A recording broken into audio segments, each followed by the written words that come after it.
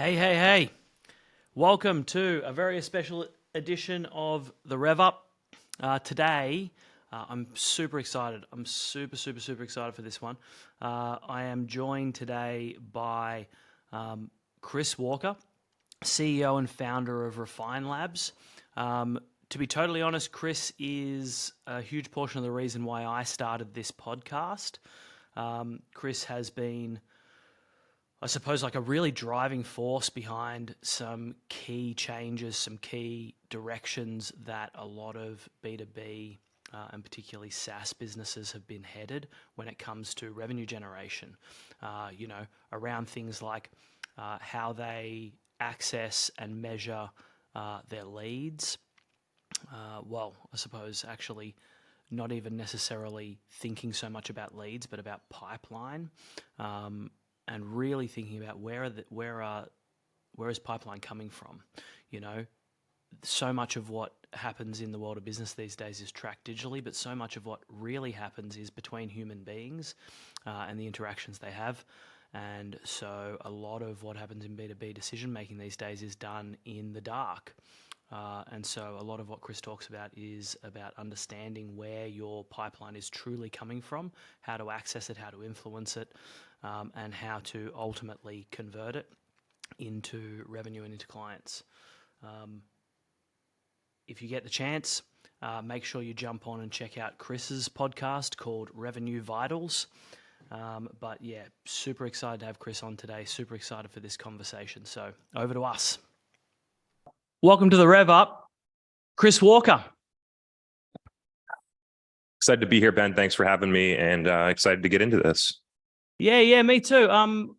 I'm super excited to have you here because actually your podcast was recommended to me a couple of years ago by a good friend of mine, Carl Price, who is the VP of pipeline growth over at Freshworks.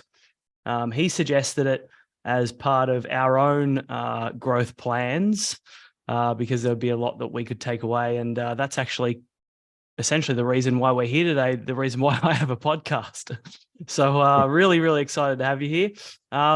Your career trajectory, your sort of path has been interesting. When I was doing some background research for this, I noticed that your sort of start in the business world was as an electrical engineer with BEA Inc., I believe, working on some interesting projects, including things like adding sensors to the product portfolio. Talk to me about how that kind of unfolded. Yeah, so I was employed straight out of college, as a company called Halma Holdings. They had a graduate program, sort of like what the GEs and other companies have, to develop future leaders in the company that are well-rounded, typically coming from a STEM background. So I got accepted into that program, which was amazing. Halma owns about 70 B2B technology and engineering companies throughout the world that operate independently as subsidiary in a holdings company roll-up that do somewhere between 10 and 100 million in revenue. And for the first 4 years of my career, I would rotate around to those companies to do 6 and 12-month projects to solve real business challenges in a lot of different disciplines. So the first one, I started the program to go and code and be an electrical engineer.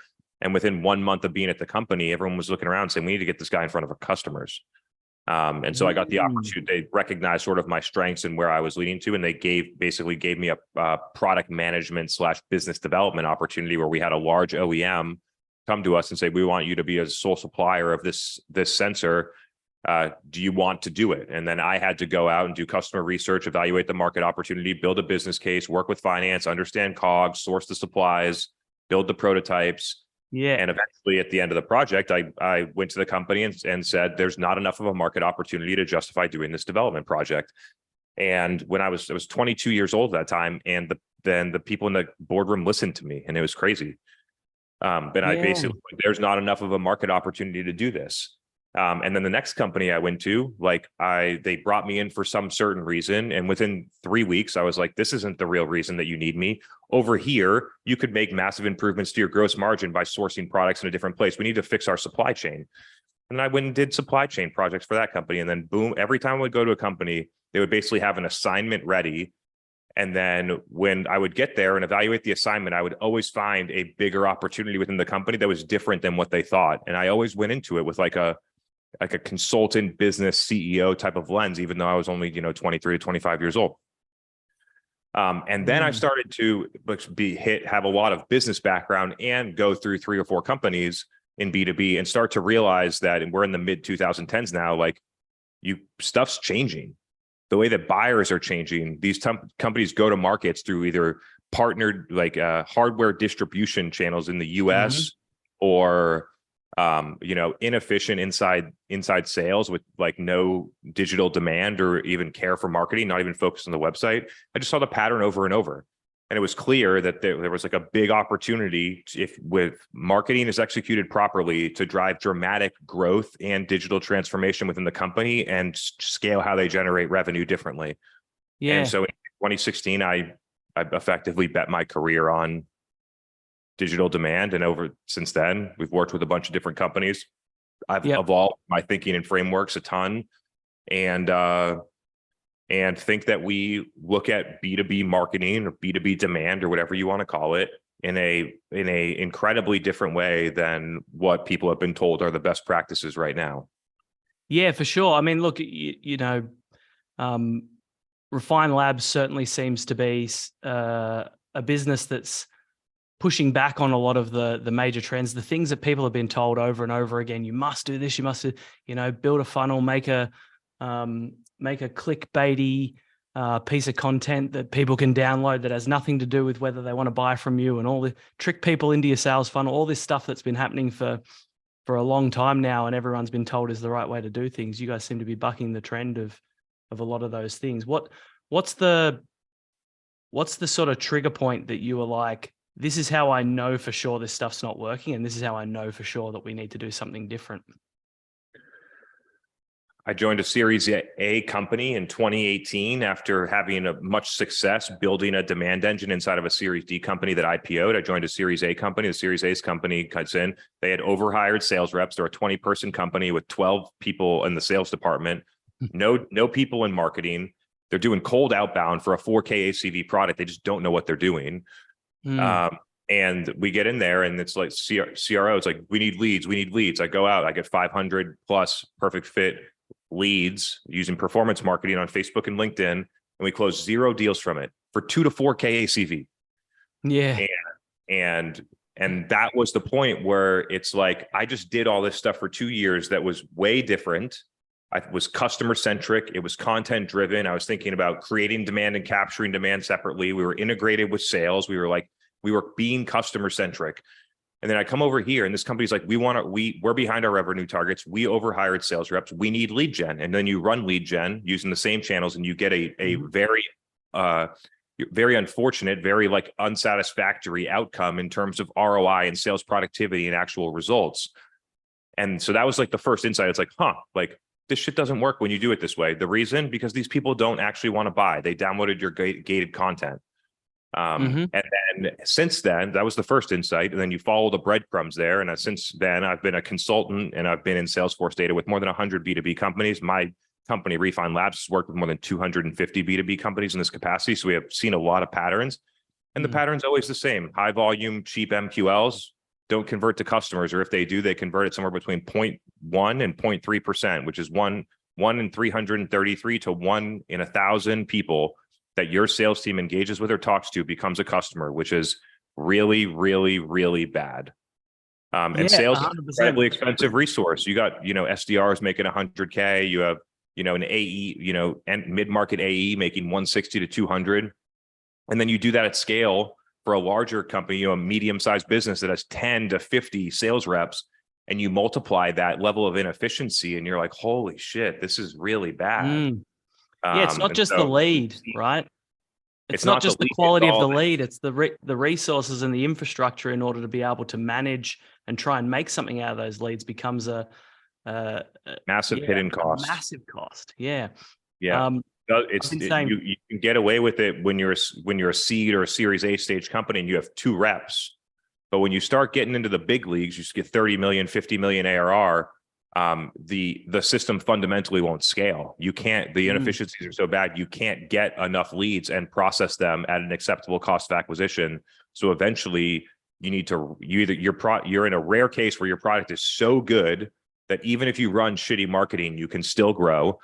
But oftentimes you need to transform and rebuild your entire like marketing strategy, which then has downstream impacts to sales headcount planning and SDR strategy and stuff like that. And it's at some point you have to rebuild it and say, if we want to make a step change in growth, we're not going to get it from this incremental low efficiency stuff. Yeah. The big trigger point for me was I kept working in companies where we were hitting all of our marketing targets and not hitting some of our sales targets. And I had salespeople saying the leads suck. And then everyone saying the salespeople were just being lazy. They don't call the leads properly. I'm like, look, if salespeople are inherently lazy, then maybe that's a good thing and we should use that. Because if they're not calling the leads and they're supposedly lazy, there's probably a good reason for it. If they would rather cold call someone than to call your lead, there's a problem with the lead. That was like a major trigger point for me. And my background is more sales than marketing. Yeah, there's alternative trigger points too. You go and run performance marketing as a marketer, you call 10 leads and you see what it feels like. And you see if you get them into a meeting and you know immediately that it's dog shit. And so like, it's great. Like I did that in 2016 intuitively, that before I ever sent leads to, we didn't have an inbound SDR team at that point. So if I marketing generated a lead, it went to the AE. And I was very committed at the beginning of saying, I'm going to try a bunch of different stuff, but every lead's going to go through me until I know which ones are good. Cause I'm not wasting our reps' time. I was like one of the 3 marketers. We had 45 reps. I'm like, I'm not sending them a bunch of garbage. So I started to call the leads. Okay. Run an ebook download and then start to go outbound and try and get meetings with people. Then see if people come to the website and ask for a demo and then call them and see what that feels like. And then if they ask for pricing, and you just run a bunch of different experiments and you start to see, okay, the people that say, hey, I want to talk to sales and I'm interested in buying your stuff and I'm qualified, I'm in an account that's qualified to buy, then those are perfect things to send to our sales team. Everything else, get it out of the way. They have better shit to do. And so there's been a really interesting mindset shift that, and having the experience of being a marketer that also has sold before, it becomes so important because then you know how it works. And like if I'm a rep and I'm getting a bunch of garbage leads, I'm not going to follow up with them either. And so people are pointing the fingers, but salespeople are smart. Salespeople will take the path of least resistance to achieve the goal. And if if they don't think the path to least resistance is following up on marketing leads, then I'm not shaming them for not following up. It's because, and then when we figured this out and we started sending all the people that were saying, hey, I want to buy now directly to AEs, all of a sudden, after like 10 or 15 days doing it, every AE is like, where are more for my territory? Because people talk. Talk. They're like, oh, I just got three demo requests sent to me. I got 3 meetings booked. That's more than I know. Like we're selling 100K ACV stuff. That's like way more than I normally get in a week. And I got them all from a demo request. And then deals start closing faster and you start building momentum. And if your sales team doesn't think that the best opportunity of a chance to win a deal doesn't come from an inbound account saying, hey, I'd like to buy now, then we're doing something wrong in marketing and how we think what a lead means. Yeah, couldn't agree more. Perspective, yeah. Yeah, couldn't agree more. I've heard you talk about that piece of marketing having, direct customer contact being really important before. It's not something that happens in most businesses that I've seen anyway. Marketers actually having direct customer conversations. I had a really good chat with one of our previous guests about this in terms of events, having marketers go out to events that they're trying to run. If you're going to run a field marketing activity, actually turning up, talking to people, because there's so much stuff you just kind of can't track and understand whether it's good or not, especially with things like events, without being there and without talking to people. And then, the data doesn't show that it was good, so we don't do it next year. And actually we got 3 or 4 deals out of it. We just never really realized. How much do you think it is like an essential part of the marketer's toolkit these days to actually like have customer conversations, be involved in research, do sales calls, go to events, all of those things? This is one of the core reasons that I think industry experience is grossly overrated and sometimes has a negative impact. The places where I came from in companies, marketing means promotion and upstream product market research and pricing and positioning. That's what marketing is. And if you go into SaaS, in a lot of cases, especially early stage companies, but as they get mature, they get smarter. But at early stage companies, it means lead gen. And so when I came into SaaS, I was blown away. I was like, what? Marketers don't talk to customers? Like, that's the first thing you do when you join any company as a B2B marketer. Like, what are we doing here? We're supposed to know the customer better than anybody else, regardless of whether we focus on events, SEO, or something else. We need to know customers. That's step one of being a marketer. And I was blown away because every company that I worked at before, it was like the number one thing that we did. So from my background of like in product management and working for companies where marketing includes upstream product management, and having a lot of experience in product marketing and classically trained marketers, I was like, this feels like step, it's the first thing that you should do. And it's probably, it could be one of like the main reasons why B2B marketers struggle at a broad level. Because how are you going to know what content to build if you don't understand your customer? How are you going to know how you like the marketing teams usually don't decide pricing in SaaS, which is interesting. Like we made pricing decisions by doing primary market research with customers and getting, pricing tolerances and things like willingness to pay surveys. And that would drive the price. In SaaS, it's just driven by what you can get when you sell it. How much? I don't know. There's a lot of differences, but some people call it like, I don't really like this analogy, but it fits in the bill here. Like we're not the chief marketing officer. We're the chief market officer. I think whether you call it marketing or market doesn't really matter. But what matters is like, you own the customer as the marketing team. You own the customer experience, the pricing, the positioning, the story. And when you see an incredibly strong, diverse high business acumen CMO execute against that, you see all the best companies out there. Yeah. And so I think it's like, a lot of CMOs don't stick around for very long, but the ones that do can really make an impact when they have those pieces in place and they have the flexibility to play with all of those in order to develop what they call the marketing mix. It's hard to make a marketing mix if you don't own all the levers in the mix. It's just how different industries think about it different ways. But when I brought that into SaaS, to many people, it felt revolutionary. To me, it felt very elementary. Yeah, there's this element that like there's a lot of stuff that actually used to be done or is the way it has been done for a long time in a lot of different industries, and I want to touch on this a little bit more later. You talk quite a bit about self-reported attribution. I mean, that's a thing that companies have been doing in marketing for ever. Where did you hear about us? How did you hear about us? Asking that question forever, particularly in B2C versus B2B. But asking that question has been around forever. And it's like there's so many of these things where we're kind of looping back to things that we knew were best practice and great things to do even 15, 20 years ago, but they're more important now because we kind of got led down a path of a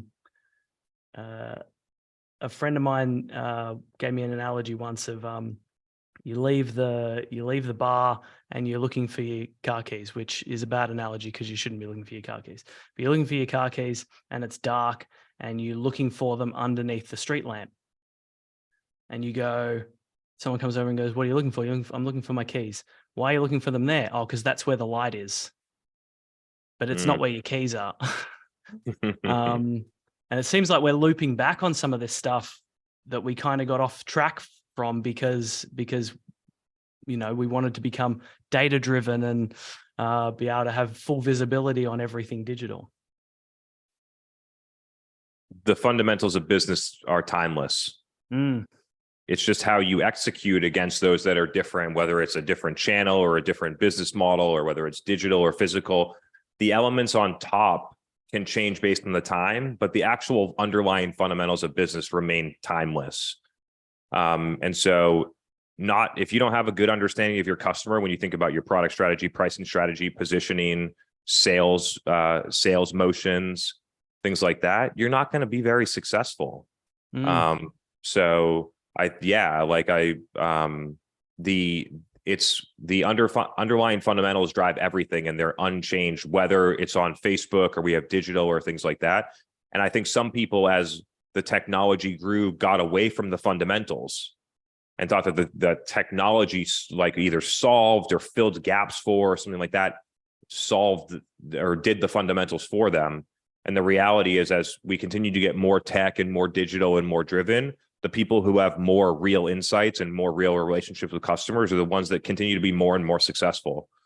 Yeah. Those digital and physical, so it's not restricted to one place. But I think it's an important sentiment, that especially in B2B software and tech, we have gone way too far off the pendulum into tech and data, and nowhere near enough on being customer centric. Like, if you just go and ask your customer, example, there's almost no B2B company besides product-led growth companies and self-service motions that publish their pricing on their website, at least even a range. Go look at any enterprise SaaS company. And then if you went and you did, in that company went and took their 100 top accounts and surveyed the people inside of that company and said, would you like to know the price of our product before you talk to a sales rep?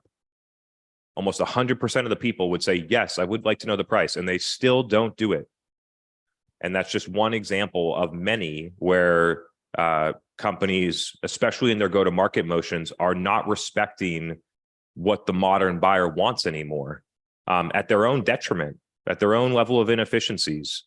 And so it's never a good idea to do things that are in direct conflict with what your customer wants. I think that's a super important sentiment. I'm really keen to explore like the model to this. So you guys obviously work with companies to help them to solve this problem, right? What is the macro, the top end model when you go into a new business that you're working with, that you want to teach them, that you want them to understand, and you want to go and execute on? So there's two separate situations, and I've learned to split it out this way, mainly for the value of the listeners. So you have, in one side, you have a company that's effectively building their engine from scratch. Maybe they have a VP of marketing, they got 2 marketers, they got pretty bad data, like marketing ops has not been a priority, CRM isn't clean. They're not spending that much on marketing overall. Their budget's probably like less than $1 million. Those people got to figure out how to get the wheels turning for something to work, right? So you got like a build it situation. And then you got where I think my company drives significant ROI is on the companies that already have an existing engine and need to transform it.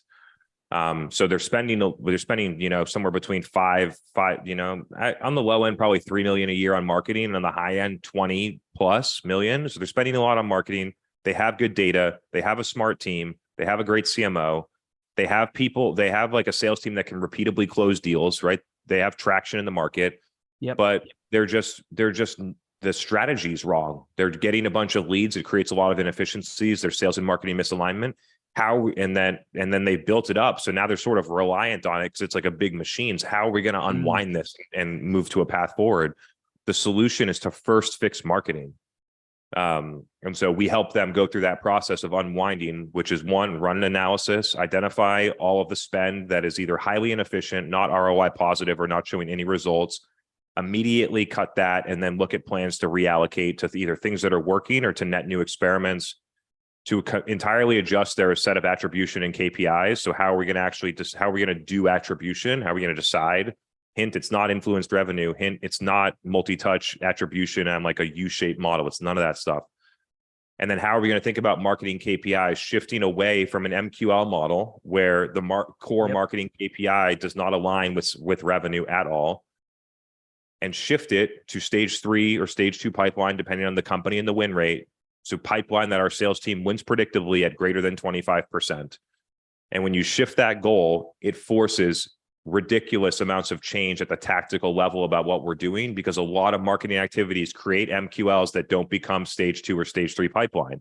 And so all the stuff that's doing there on an MQL model, it looks like it's working. When you shift the goal to stage 3 pipeline, it's clearly not working. And then what happens? The people that are doing them think differently and think about new ideas and innovate and find better things to do that actually drive pipeline. And Yeah. so, and then we get in the details and help companies with a roadmap of how you actually make that transition. Because if you're a $50 million company, you can't just shut everything off and start over. So we help them navigate that change without seeing any negative impact on pipeline, setting themselves up to hit the next stepwise growth trajectory, growth step. Yeah, and you guys tend to talk. You mentioned it earlier, but you obviously talk about this all the time. The importance of splitting your KPIs, your focus, everything between demand creation and demand capture. When it comes to demand creation, I mean, obviously you work a lot with some similar type businesses, but what's the approach to going into a business that actually let's talk about option one, somebody that's got nothing. Because we at Trust the Process, we provide customers, we have a content as a service product, right? We help people create content for themselves. When you go into a business that has nothing, what's the approach to figuring out, like, what should they talk about? How are we going to build this audience? Who should do the talking? What platforms? All of those things. Like, what's the way you go about building that out? So you basically have two options when you're trying to create demand. I also think that companies should do other things, especially if they're trying to build from the start, than just start with starting a podcast or writing video. I think there's a lot of underlying things that generate faster results more predictably by focusing on people that are lower, more in market. But then once you get to demand creation, you basically have two strategies. If the ACV deems it, you should have a paid targeted strategy focused on top, like best fit ABM accounts. Then you should have a dark social thought leadership strategy that's typically distributed on organic, but can be amplified with paid. That involves a live event that becomes a podcast, that becomes short form social media video content. And then when you think about, like, what are we going to talk about? This is all the strategy part. This is going out and talking to customers, identifying your best customers, getting customer stories and listening to what people say. Like, I think that's like the easiest hack at any company, but definitely early stage. Find your best customers and ask them like 10 questions about what the value is provided. What would you do differently if you didn't have this product? What would you do instead? What were you doing before? What was the main goal that you accomplished? And then take 10 customers, let them tell you that, and then try and figure out how to send it back out with using your own customer's language, I think is a great way to get to an initial value prop. You have to overlay your product vision and how you're thinking about your narrative or category. You have to overlay things to make it more precise, but the initial input, instead of just guessing, could actually be very well served just getting it directly from customers that are already successful. Yeah, that's definitely comes back to the conversation we were having before about talking to customers, making sure you understand what it is that they really want. I've often said, and actually a former mentor of mine once said to me, your goal is ultimately to be able to express your customer's world in a way that they've never been able to do for themselves. Like, say it in a way that they go, oh yeah, that's exactly how I'm feeling. That's exactly what I'm thinking. And so from a content perspective, it seems like the goal is here ultimately find out what they're thinking, find out what they're feeling, and then find a way to express that back to them in a way that nails exactly how you want to solve the problem too. Yeah, at a messaging and positioning level, I think that's a good solve. When it comes to actually developing the content, if you take off your like business or sales hat and you put on the hat that says, I'm going to be the number one, consultant, content producer, you could look at as being a consultant for this type of person. I understand them. I've done their job before. I have credibility with them. I can really help them. I'm committed to helping them. If you have those pieces in place, you're going to do amazing. If you're putting on the hat with your sales hat and you say, okay, I'm going to start this podcast so that I can invite my target customers on it so that I can pitch them afterwards, you're not going to have as much success. And so you have to when it comes into a content strategy, if you don't have the right mindset, the rest of it breaks down. So that's another way to look at it. When you're actually committed to helping people, and you have the skills and credibility to actually do it, that's how you decide who's going to be the host of your podcast. And it's hard. I recognize that most people can't do it. I recognize that when I started doing it 4 years ago, I sucked at it. And with doing it for 4 years, 3 to 7 times a week, I've gotten pretty damn good at it. Yeah. And I recognize that most people in business are not going to put in that level of effort to be good at it. So it's just like the people that make it to the pros in the MLB or the NHL. It's a small subset of the people that actually play basketball or hockey. Absolutely. So do you want to go pro, or do you want your career to be done after high school? Yeah. That's a good way. It's a good way to look at it when it comes to podcasting, because you have to do 1% actions to get 1% outcomes. Yeah. A lot of the people that I talk to about the concept of podcasting, they're not necessarily themselves the right person to do it. I usually say to them, like, whoever has the greatest insight, whoever has the most understanding of the problem, the most understanding of the customer, the most understanding of how to solve it, should probably be the person that talks about it. But sometimes they're just not the right person to talk about it. And I've had a few people say, well, what if one of my team does it and then later they leave? Do you get this problem very often? Is this something you've had to resolve? Every time I recommend this strategy to a company, I am very clear with them. If you're going to do this, you should make sure that the person doing it has a clear financial long-term incentive to stay with the company. And if they don't, and it starts to work, you better be prepared to pay a large sum of money for them to keep doing it, because they'll eventually recognize how powerful it is. So like, yeah, it is what it is. You hire your CTO has a meaningful amount of equity, so they stay until the exit, or at least until they're vested. Yeah. So if you think this is so important to your strategy, then you should have a similar approach with this person. An evangelist, whether internal or external in your company, has the opportunity to drive more impact than your entire marketing spend, because they have trust, and trust is hard to buy. You can't buy it. It takes time, and you have to build it, and you can lose it if you do the wrong things. And so, yeah, I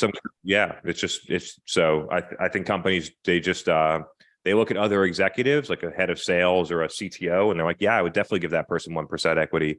But their podcast host that just has 100,000 followers or subscribers on YouTube and is blowing it up on LinkedIn, they don't see it the same way yet. They will, but they don't yet. Yeah. I see a lot more sort of personalities a little bit further down the chain as well. Like a good example of this is Tom Boston. Don't know if you know Tom Boston. I think he's SDR, still with a certain company. Yeah. Sales Loft. Yeah. Yeah. Good example of, like, and at the coalface SDR at the time of kind of building that following. And then, I always look at those situations and I wonder what a company would do for someone like that is doing a job that wouldn't typically get the same kind of buy-in, and whether they recognize it and how they structure that. It'd be super interesting to know. Yeah, I mean, if you look at the people that are able to develop leverage via a personal brand, they typically change jobs pretty frequently. Yep. And the reason they change jobs is because they have more opportunity than the average person, because they built up their personal brand, and maybe they used your company's brand as leverage to get popular, famous, whatever you want to look at it as. But eventually they got somewhere and they had options. And so you have to recognize that as you go into this endeavor. If you have your senior director of product marketing, who you love, and you'd love for you to be at your company for the next 5 years, and they start blowing it up on the podcast and LinkedIn, you have to know that they're getting DMs to their inbox with far better offers than what you pay them right now. Yeah. And at some point, it's gonna make sense for them to take a different opportunity if you're not able to give them that. Yeah. And so as a business leader, you need to know that going in, because if that cord gets ripped out and it's actually working, then it could be pretty detrimental to the company. It's hard to just replace a host. Yeah. The audience gets attached to the host, not like so. So yes, to round out the point, like you should, if you're taking this seriously, it really should be someone that has a significant financial stake or meaningful long-term incentive in the success of the company. Yeah.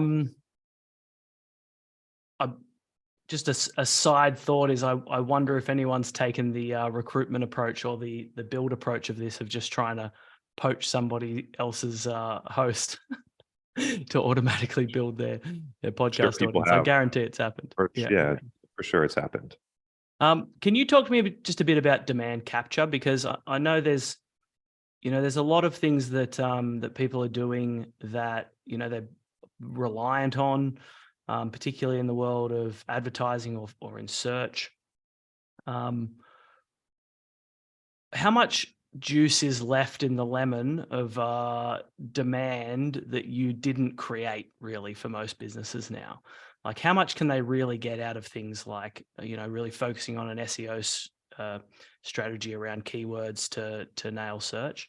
How much is left in those things that is the demand that was out there that you didn't create? A lot, because most companies don't effectively create demand. So the key thing to, like, if you just focus on demand capture, you're not bad, nothing's wrong. But if you want to maximize the success and the overall economics of your business, you must recognize that in order for someone to buy something, demand has to be created and then demand has to be captured and converted. You need both parts of the process. And when you acknowledge that right now, when the demand is being created, something else is doing it other than you, then you realize that you can take control of it and take actions to drive more people to effectively increase the market size by creating demand for people. And so instead of getting a word of mouth referral every here and there and having some, people that are in market to buy find you on your website, and then someone reading a Gartner report every once in a while and buying something, that you take control of that and you shape the story and you own the distribution to your target customers.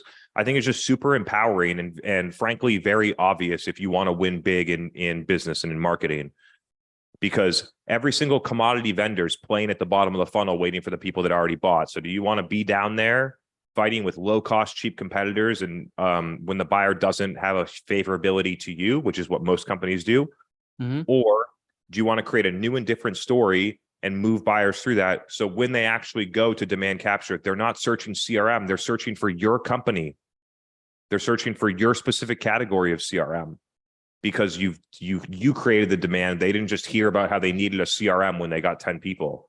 And so they are both massively critical, and to recognize that you need to do both of them, but companies measure and spend focused primarily on demand capture, which prevents them from doing demand creation due to the attribution handcuffs that they have built inside of their company.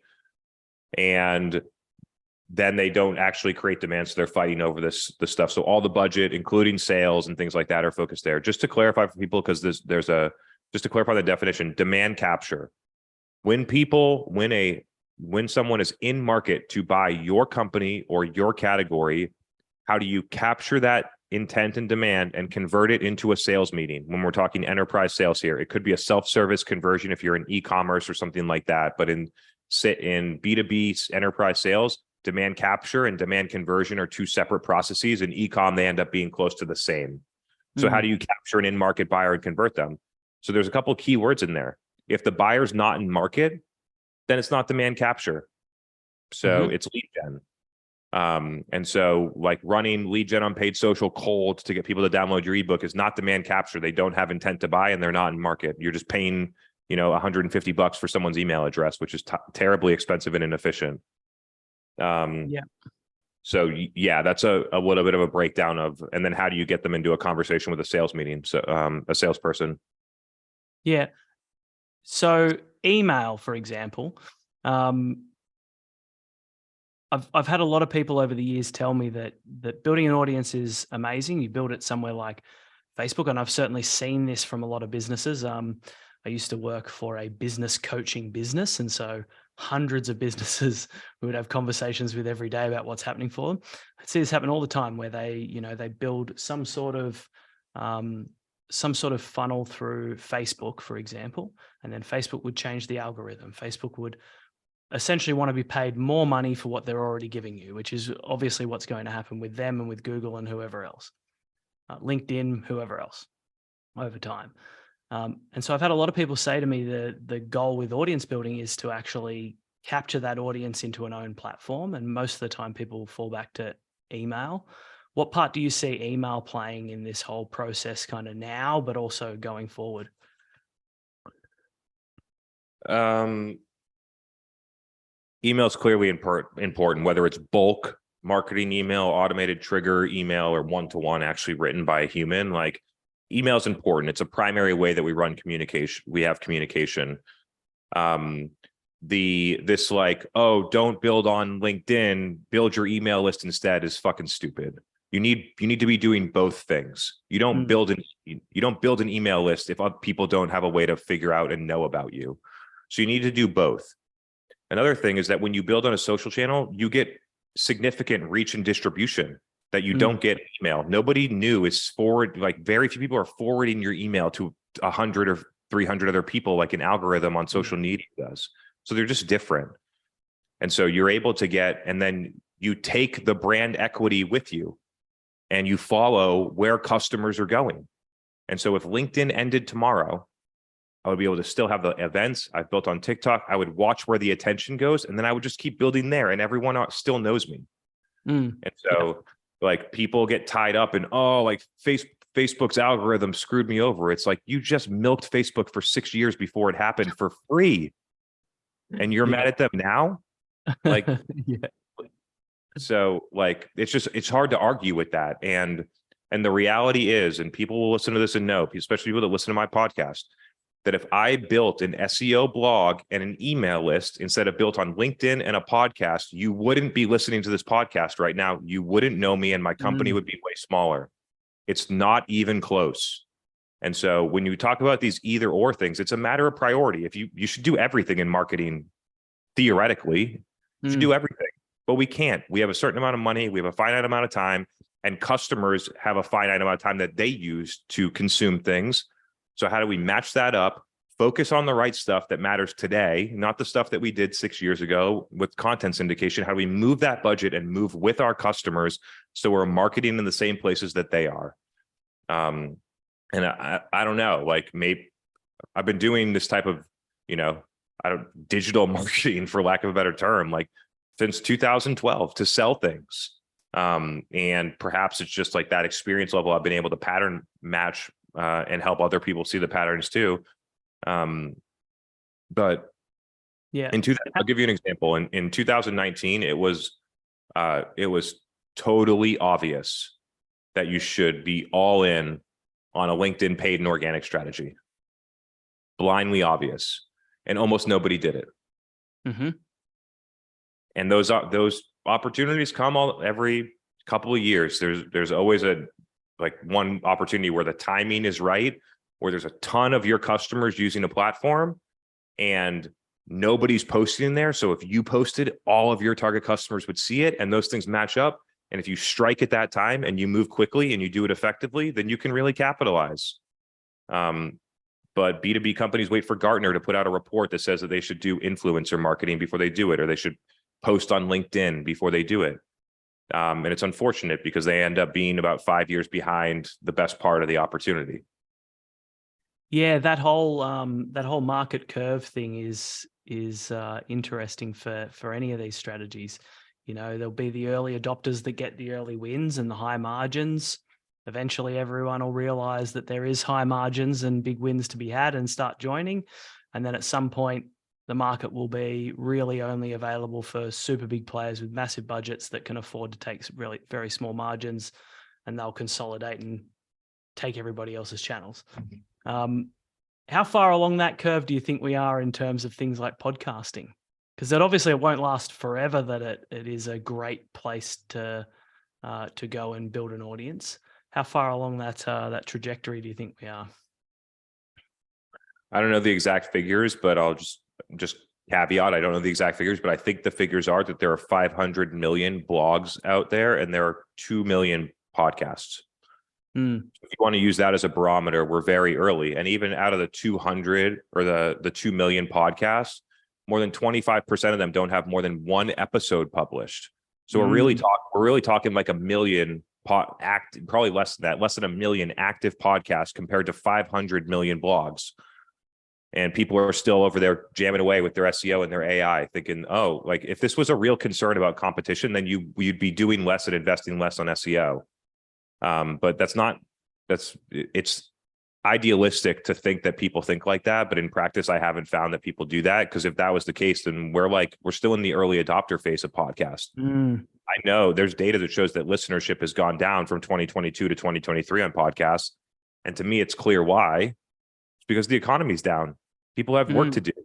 People have shit to do, not just listen to podcasts all day. So like podcast listenership is down for the first time in a long time. I'm not talking about my podcast. I'm talking about podcasts globally or nationally in the US.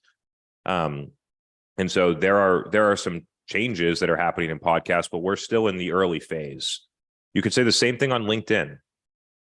Like there's almost no active users on LinkedIn that are posting that consistently. We're talking like small millions, 1 million, maybe 2 million. I don't know the exact figure LinkedIn does, but it's not a lot. And at some point, especially, it's so crazy, which is this is the unlock that's different than SEO in between a podcast and LinkedIn and other places, is that in those places, the content really matters. In SEO, I say, I need the answer to this, and then you give me the thing, and it could have been written by a bot, a blog, someone in the Philippines. It doesn't matter. It's like it served the purpose to my intent. When you're in a podcast and LinkedIn and other places in dark social, there is no intent. So you have to create stuff that's better than all the other stuff that people could listen to. You're not competing with just the B2B podcasts in your space. You're competing with Joe Rogan's podcast.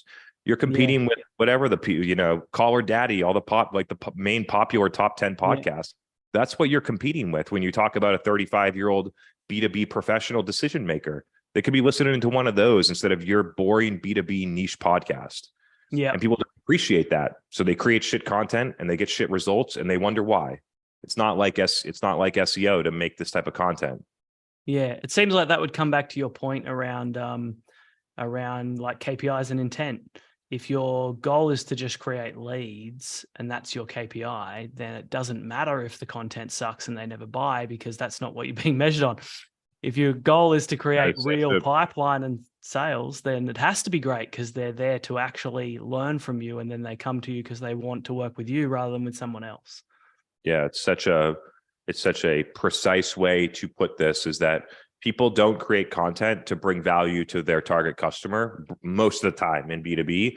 They create content that has a cheeky headline that can get someone to download something so they can have their SDR badger them. And it's like, they don't even care. They track every metric in the book. B2B companies will track every metric in the book. One thing they don't track: did someone actually read the PDF? We know they filled out the form, but they'll never look at they never look at analytics of someone. Did someone get to page 3? Did they even open it? They don't care. When I started looking at it that way, you can find that most people that download a PDF don't actually even read it. I had somebody say that to me once as a fact, as if it wasn't a problem, right? People don't even, it doesn't matter, because people don't even read the actual content. You're just trying to get their email address. And I was like, that doesn't feel right to me. The whole point of making content is so that it's consumed, so that the person who's meant to consume it understands something more in the future that is ideally beneficial to your business or brand. Yeah. That's the point of making. So it actually has to be consumed to have any type of impact. Yeah. You want those aha moments, right? Like that moment where somebody their world makes a bit more sense to them because of a model you showed them, or they figure out how to connect some dots that weren't quite making sense to them before. And they just go, yeah. Those moments to me are the gold, when you can get somebody to just take that step forward and feel like they get it more because they consumed the content, not because they gave you their email address. I've got some questions I want to ask, because I know we're going to run out of time pretty soon. At Trust the Process, we help people in two ways, right? We help them with people, predominantly offshore people, and we help them with tools, predominantly with CRM, and that is either HubSpot or ActiveCampaign. I want to talk about tools for a second because I know a lot of people listening will want to know what are the primary tools that you need in the toolbox in order to be able to execute a great demand creation, demand capture strategy, and measurement, obviously, of that strategy. What are the essential tools that you're seeing working for now, like the basics, but also like what's the interesting stuff that you're seeing some results from too? You need a CRM. I think most companies that listen to my podcast should be using either HubSpot or Salesforce as a CRM. Then you need marketing automation, HubSpot or Marketo. We don't even fuck around with other CRMs anymore. So like it's just HubSpot or Salesforce, or you're probably not a good fit for us. Yep. And then like I will take a Pardot customer every now and again, but it's really like an inferior product relative to the other products in the category. And it's a signal that the company doesn't take their data seriously. There are good Pardot instances, but for the most part, we have the most issues with companies that use Pardot, whatever reason why, I don't know, but it's definitely a trend. I'm a former Pardot user and I can confirm I've had significant problems with my data. Yeah, totally. You should use HubSpot. Yeah. So those two end up becoming the main thing. If you're running like some level of like enterprise or even mid-market, talking 30, 50K deals or above, then I think having an account level intent data source and a clear ICP is a good thing. You can get that from a million different providers. You can go out and buy the ABM tech, like the full platform stuff. You could buy intent data from certain vendors. There's a lot of ways to do it, but you should, test some stuff out and figure that out as a way to trigger outbound rather than doing cold database or making marketing generate MQLs. Mm-hmm. I have a calendar booking solution so that someone that comes to your website and is ready to buy has a way to book a meeting with a person that can help them on the first call, not some qualification bullshit or some email follow-up cadence with an SDR. Let the person book a meeting with the person, given if the account's qualified and the person's qualified. HubSpot has one, Chili Pipe. Yep. There's a lot of different options for that. And then there's like a lot of free stuff. Like you should be using LinkedIn to post organic content every day, free. LinkedIn Campaign Manager should be considered a tool because it's one of the best ways to get in front of your customers. And even though people think it's expensive, it's way less expensive than other shit they spend on in their go-to-market. Way less expensive than the big trade show boost they build. It's way less expensive than some of the partnerships that they do. It's way less expensive than their SDR and sales team doing a one-to-one demo with a customer. So like it feels expensive because their content syndication leads $50 and the LinkedIn one is 150, or the CPMs are higher. But when you think about the value of those impressions in feed, not LinkedIn Audience Network, those are high quality delivery to exact target customers that I think it's still underpriced, even though people think it's expensive. I'm not going to I could say Google Analytics, but I haven't logged into Google Analytics in probably 6 months. So I think and the take home as I try and reach into my brain and come up with a couple more tools to shout out here is the idea that you don't need a lot of stuff. No. And especially when you're having a bunch of debt in tools is not a good thing to do. Build something that works for the customer, demonstrate that it works, and then use tools to operationalize and scale programs that already work rather than buying a tool and then hoping the tool will figure stuff out. And then you implement the tool, you don't get the result because you have the wrong mindset or you didn't prove it out. And you don't get the ROI you expected.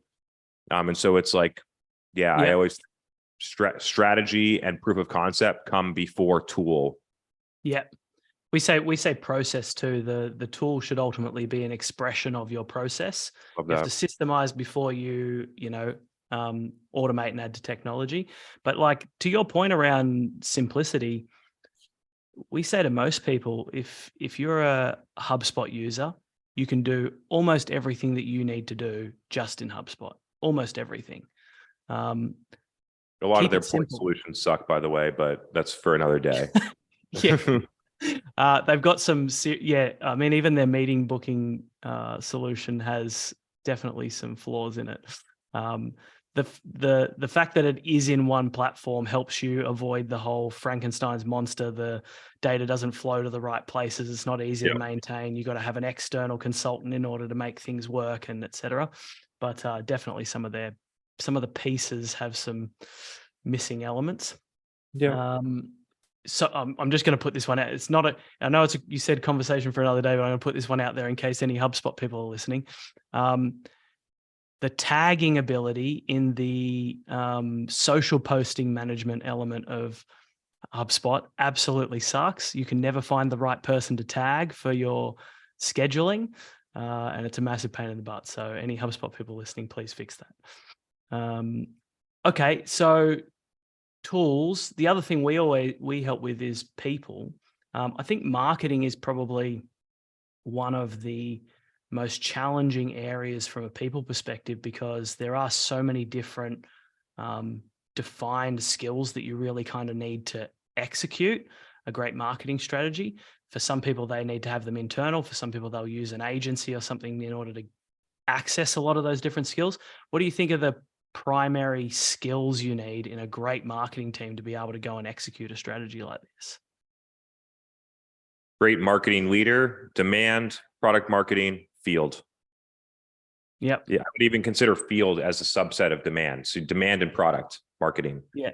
Like that's that. And then every single sub function is some part of demand capture or demand creation under demand, or it's some part of strategy under product marketing. And the thing, like we have over specialized in B2B SaaS and tech. Like you give me any marketing task, and even if I haven't done it before, I'll be able to figure it out because the underlying principles are timeless. Yeah. And it's like, and we overcomplicate stuff, and we get so deep in like, oh, how are we going to run this like Google ad? And these people are over specialized and can't lift up and see the actual, like see it from a 30,000 foot view and realize that a lot of the things they're debating right now don't matter at all. Yeah. So I think we need people that think much more broadly and at a more holistic level across all marketing disciplines. And when you can mix them together, that's when you get the best result. I've been a field marketer, product marketer, demand marketer, SEO marketer, e-commerce. Like I've done a lot of this stuff. And then because marketing ops and rev ops even, and because I've done all of them before, I'm able to mix them together in really interesting ways. Yeah. And so you must still use like graphic designers, SEO specialists, website designers. It's like all of those things are still individual skills, are they not? Or is it better to have people that totally have? Yeah, totally. I'm not saying that you don't need specialists, but I'm saying that if you want to be a top 1% marketer and a marketing leader, being able to see how these pieces come together is really important. Also having the experience of working in the detail. So when your team has a question or says something, that you can tell whether they're full of shit or not.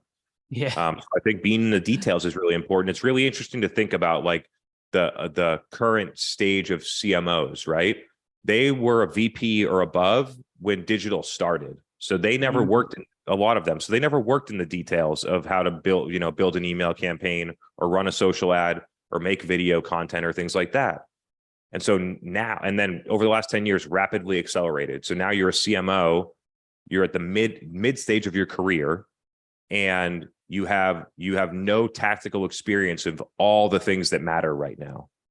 And so that becomes it's a really interesting proposition that sometimes you're gonna have to get back, like you're gonna have to become a consultant and give advice, or really get back into the details and understand it so that you can drive the future strategy. yeah. I see a lot of businesses they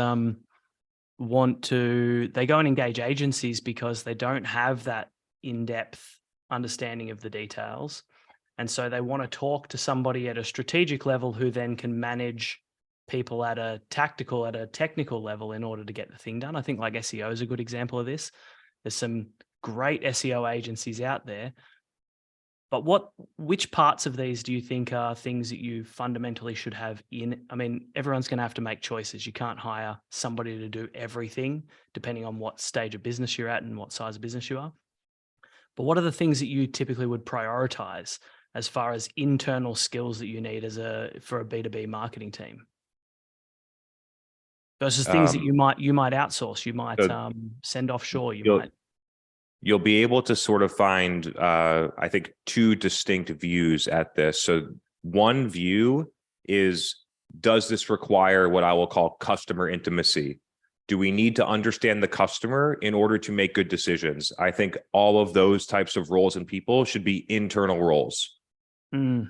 It's not mutually exclusive, but there's another category here, which is, what are things that get better through scale and repetition that we'll never get inside of our company? We've run LinkedIn ads for 250 companies. We've built a CRM dashboards and reporting and attribution for more than 100 B2B companies. We're better at it than your marketing ops person. I know it for sure, because we have repetition and experience and scale.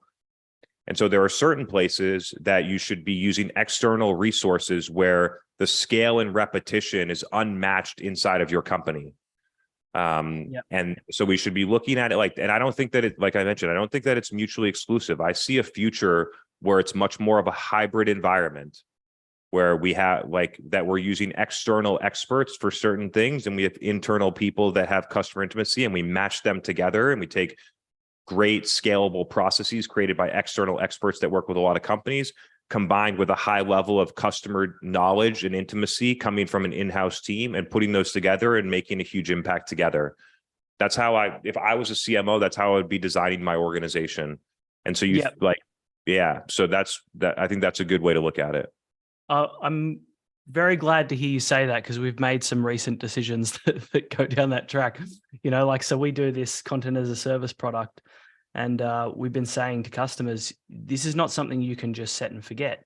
You can't turn up to a Zoom call once a month and record with us, and then we'll just shoot it all out the other end. There has to be quite a bit of hand-holding throughout the process. So they come along, we do all the strategy and what they're going to talk about first. They come along, they record, but the repeatable process stuff is, how do we then take that 90-minute recording and turn it into 28 pieces of content so you can post once a day, or 56 pieces of content you can post twice a day. That part of the process is very repeatable, and you can use video editors and graphic designers and all of those things to take it to the other end. Copywriters even, because the content's there. They're not making the content. They're just taking what you've already said and then turning it into blogs and emails and social posts, etc. Comes out the other end, and you approve it, read it, approve it, and then gets scheduled for distribution. That sort of hybrid model, I think, has some legs, in part because some of that stuff you can offshore too. Like we obviously work in the Philippines. Some things you shouldn't, right? Copywriting is a thing I've always really struggled to do offshore. Get lots of people coming to me asking for copywriters offshore. It's never worked out. But if you can do video editing and graphic design and those things, you get major cost efficiencies. Have you seen many of these things work really well, where they kind of bring into the hybrid model?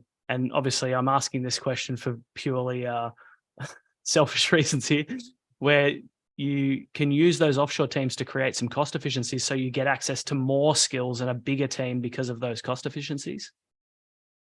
Yeah, there are trade-offs with this, and like I don't think I just don't think it really matters whether you hire an in-house video editor for $6,000 a month or you pay someone offshore $2,000 a month. In the net of business, I just don't think it really matters. So it's whatever works best for your business. Yes, it could be more cost efficient to use offshore. Yes, typically the work done offshore is just as high quality as the work done onshore. So like, yeah, sometimes it can make sense, but I think when you look at the two frames that I mentioned, does it require customer intimacy, and does having some level of scale optimize the overall deliverable? I think like the nuts and bolts video editing doesn't fall into either of those categories. Therefore, it could be put in either place.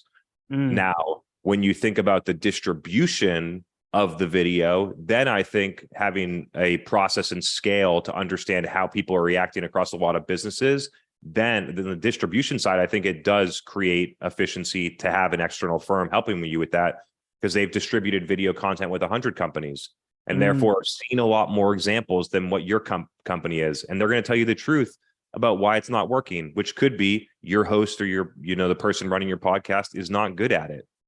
By looking at each individual thing about what are we trying to accomplish is there benefit in having scale of operating it with a lot of companies in this way? You could look at this as a consultant the same way. The consultant like Christopher Lochhead or Andy Raskin does category design or strategic narrative. They've done that with 50 plus companies, maybe way more than that, hundreds even. I don't know the exact number. They're going to be a lot better at actually creating an outcome because of the experience than your VP of marketing that hasn't done it before. So I think they're like, and it's not that one is good or one is bad. It's about using, but like the VP of marketing in that instance should know the customer better than anybody else, right? And so I think that's how we blend internal resources that are obsessed with customers and understand them so well with external people that really, really, really understand what's happening at scale across a lot of companies like them. Love to hear it. I think we're on a similar page on that one.